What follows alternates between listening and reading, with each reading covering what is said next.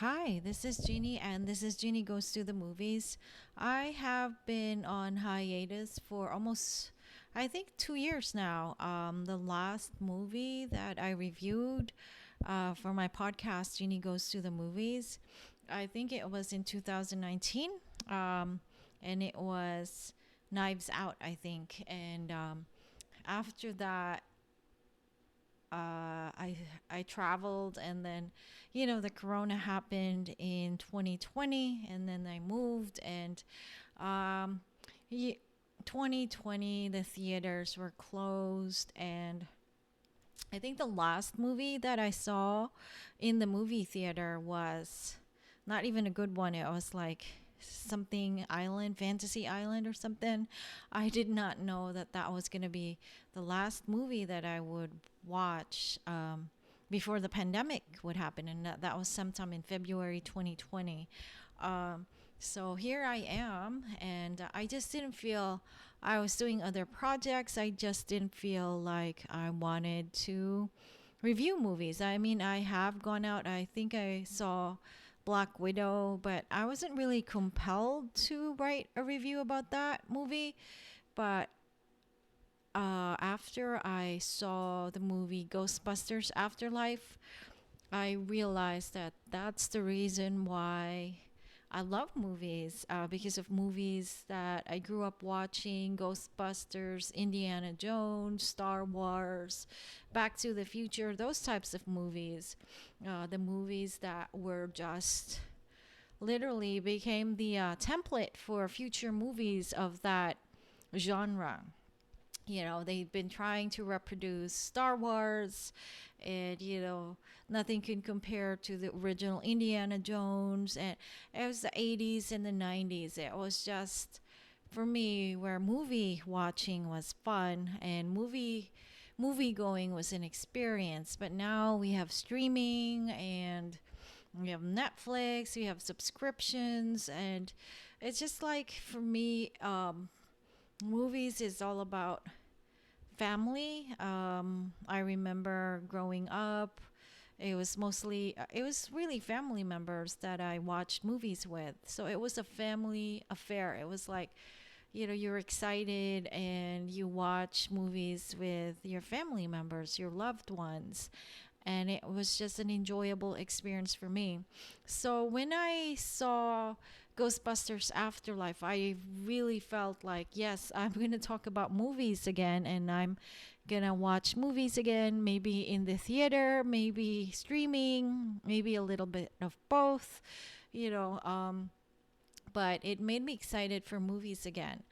So, Ghostbusters Afterlife is a direct sequel to the movie, the 1984 movie and its sequel. Like, there were two Ghostbuster films, and it was a hit by, Ivan Reitman, and it was the best, one of the best movies, because I'm a science fiction fan, and it was science fiction. It was pure science fiction. It was really fun. It was funny. It had action. It had special effects. And I just remember, like, my childhood was shaped by movies such as that. And after having watched um, Ghostbusters Afterlife, I really actually felt emotional. There's a scene there, and I'm gonna talk about it more in the spoiler. It's it's like, I don't know. I just got emotional, because you just remember your childhood. You just remember family, and I felt that even the actors felt their connection to the original movie, which really defined movie going for moving forward. Like, it was like Ghostbusters was just one of those movies that people, future filmmakers, were trying to replicate, but it's like they just couldn't. And for years they talked about reuniting, the Ghostbusters, but they just could never do it. I think they came close a few years ago, but they just never could. And of course, we know that Harold Ramis died, and he was one of the heart and soul of the movie as well, because he was the scientist, and he got the group together. And him, and not Harold Ramis, but his character, Egon Spengler. He was one of the key uh, characters in the movie. So the movie, I'm not gonna talk about it a lot. I'm gonna talk about it more in the spoiler review, because it's from the get-go when the movie starts. If I talk about something, it will already reveal what the spoiler is, because from the very beginning, there's already uh, the action is already like, there's a mystery. Like the first third of the movie, there's already action, like a mystery that has to be revealed, and that might take away from the viewers that are going to watch it. But definitely, if you were a fan of the original movie, Ghostbusters, and you really loved it, this movie has the same heart, the same soul, and actually the same DNA as well, because the director of this movie is actually Jason Reitman, who is the son of Ivan Reitman. And Ivan Reitman was one of the writers and the director. He was the director and one of the writers um, of the original Ghostbusters. And I think Dan Aykroyd also co-wrote the film. And it's just it is nothing like the 2016. The 2016 one movie, I was really crossing my fingers. Finally another Ghostbusters film, but it just didn't do it for me. It was very forgettable. The characters just didn't. There was just no chemistry in it, and also the plot as well of the 2016 Ghostbusters reboot. It was just not good. If you were a fan of Ghostbusters, it just wasn't good.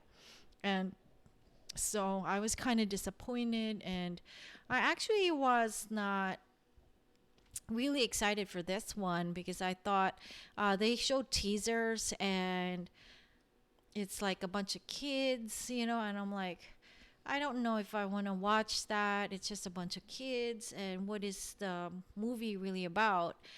And but once you watch the movie, it's just gonna make sense. And I think most of my review, um, I will reveal more in my spoiler review, but all I can say is that this movie, if you're really a true fan of the original, you will really get emotional, and you will remember your childhood, and will just remember the times when everything was possible. And of course, Paul Rudd, he was really funny in this one, and he actually he's such a big star in Hollywood, but I really felt that he respected his role in this movie, and he didn't really try to outshine all of the characters there. He knew that he was, or he is, like I think he's one of the more famous actors in the movie, and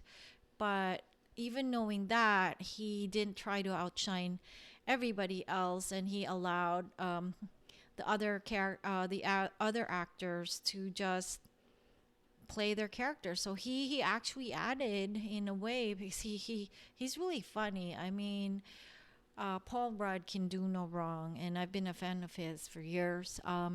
He's just really in his element here. It's very funny, and he just, in a way, he's like almost like sort of like almost the main character, but not.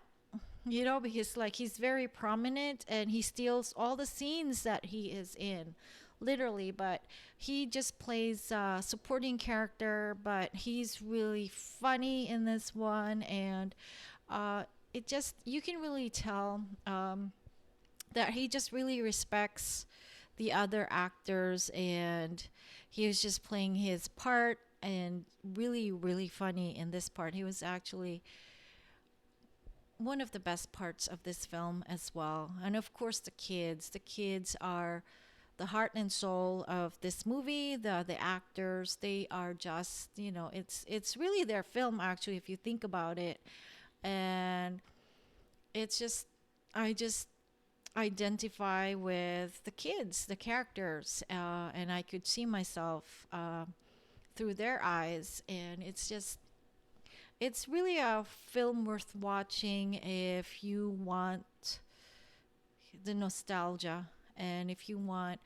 And I think that the special effects were actually good, and it actually wasn't over the top actually, and it was also very scary too.